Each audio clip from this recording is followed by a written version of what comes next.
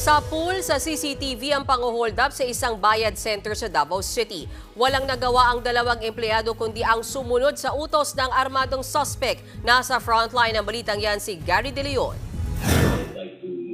Sa kuwang ito ng CCTV sa Davao City kanina, makikita ang pagpasok ng isang lalaking naka-helmet sa bayad center. Maya-maya, bumunot siya ng baril, saka nagdeklara ng hold up. Sa isa pang kuha ng CCTV, makikitang inutusan ng holdupper ang kahera na ipasok ang pera sa kanyang bag.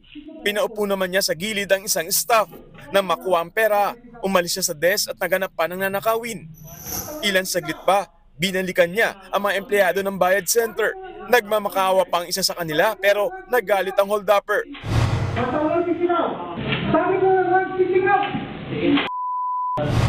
May sinusubukan pang tawagan ng isang tauhan pero nabisto siya at inambahan pa ng holdupper. Kalaunan, pinusasan ng kawatan ng dalawang empleyado sa katumakas. Nang makalabas ang holdupper, dito na naakuha ng pagkakataon ng mga staff para humingi ng saklolo.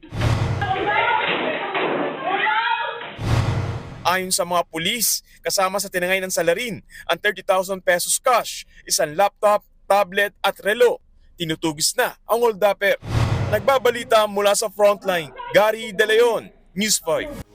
Mga kapatid, Mean Los Baños po. Huwag magpahuli sa mga balita at impormasyong dapat ninyong malaman. Para sa mas malawak na balitaan at diskusyon, mag-follow at mag-subscribe sa social media pages ng News 5.